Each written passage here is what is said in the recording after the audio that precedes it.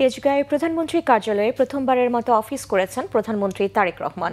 প্রধানমন্ত্রী শিক্ষা ও শ্রম উপদেষ্টা মাহদি আমিন জানিয়েছেন, পূর্ব প্রতিশ্রুতি অনুযায়ী খতিব, ইমাম, মুয়াজ্জিন ও অন্যান্য ধর্মীয় গুরুদের সম্মানী এবং উৎসব ভাতা ঈদের আগে প্রদান শুরু করবে সরকার। তিনি জানান, প্রধানমন্ত্রী তারেক রহমান নির্বাচনের আগে দেয়া সব প্রতিশ্রুতি বাস্তবায়নের বিষয়ে বিভিন্ন মন্ত্রণালয়ের সংশ্লিষ্টদের সাথে আলোচনা করেছেন। শিগগিরই জনগণের সামনে দেয়া প্রতিশ্রুতি অনুযায়ী সকল কার্যক্রম শুরু করবে সরকার। আরও জানাচ্ছেন জাহাঙ্গীর আকন্দ।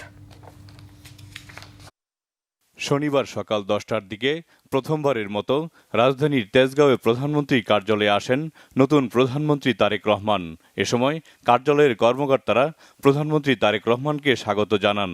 প্রধানমন্ত্রী নিজে কার্যালয়ের মূল ভবনে প্রবেশের আগে সাবেক প্রধানমন্ত্রী বেগম খালেদা জিয়া সরকারের সময় দায়িত্ব পালনকারী কর্মকর্তা কর্মচারীদের সঙ্গে কুশলাদি বিনিময় করেন।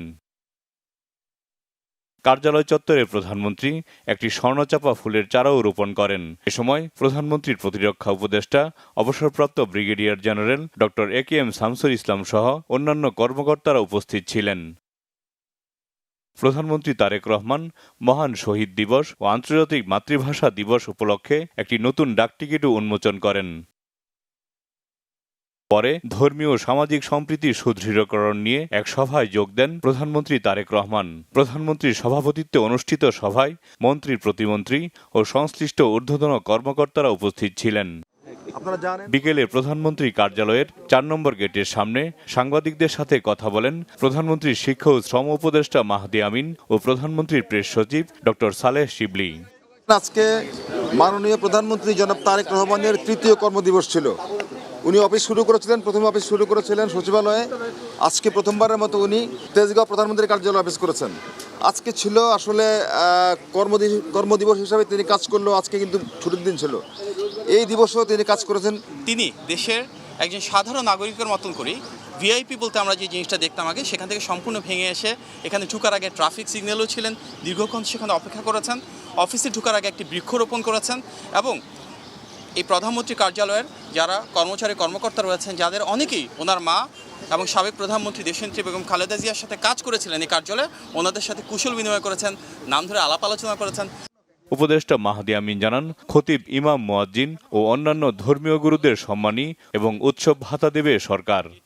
বিভিন্ন মসজিদের সম্মানিত খতিব সাহেব, সম্মানিত ইমাম সাহেব এবং সম্মানিত মুয়াজ্জিন সাহেব সহ অন্যান্য ধর্মের যারা রয়েছেন সেসব ধর্মগুরুদের জন্য আমাদের একটা প্রতিশ্রুতি ছিল যে মাসিক সম্মানী এবং উৎসব ভাতা প্রদান করা হবে এবং মাননীয় প্রধানমন্ত্রীর নির্দেশে একটি সিদ্ধান্ত গৃহীত হয়েছে যে ইনশাআল্লাহ এই ঈদের আগেই আমরা এটি পর্যায়ক্রমে শুরুর যে প্রস্তুতি সেটি সম্পন্ন করে কিছু কিছু জায়গায় ইনশাআল্লাহ সম্মানিত খতিব সাহেবদের, ইমাম সাহেবদের এবং মুয়াজ্জিন সাহেবদেরকে একটি সম্মানী প্রদান করব ইনশাআল্লাহ। নির্বাচনের আগে দেয়া সব প্রতিশ্রুতির বিষয়ে প্রধানমন্ত্রী বিভিন্ন মন্ত্রণালয়ের সংশ্লিষ্টদের সাথে আলোচনা করেছেন বলে জানান মাহদি আমিন। চাকরির ক্ষেত্রে, বেসরকারি চাকরির ক্ষেত্রে, উদ্যোক্তা হিসেবে গড়ে ওঠার ক্ষেত্রে এবং বহির্বিশ্বে জনশক্তি রপ্তানির ক্ষেত্রে কিভাবে আমরা সবাইকে আরও দক্ষ এবং যোগ্য হিসেবে গড়ে তুলতে পারি, আমাদের শিক্ষা ব্যবস্থার প্রয়োজনীয় সংস্কারটুকু কীভাবে আনবো এবং তার মাধ্যমে আমাদের জনশক্তিকে কীভাবে কর্মক্ষম করে দ্রুততার সাথে তাদের জন্য অনেক বেশি চাকুরি এবং ব্যবসার সুব্যবস্থা করতে পারবো। বিদেশে বিভিন্ন দূতাবাস যারা রয়েছে এবং বাংলাদেশে বিদেশি যে দূতাবাস রয়েছে তাদের সাথে সমন্বয়ের মাধ্যমে কিভাবে আমাদের জনশক্তিকে আরও দক্ষ এবং যোগ্য করে বিদেশে পাঠাতে পারবো, এগুলি নিয়ে বিস্তারিত আলোচনা হয়েছে এবং ইনশাআল্লাহ খুব দ্রুততম সময়ের ভিতরে আমাদের মাননীয় প্রধানমন্ত্রীর নেতৃত্বে আমাদের প্রতিশ্রুতিগুলো বাস্তবায়ন করা শুরু করবো ইনশাআল্লাহ।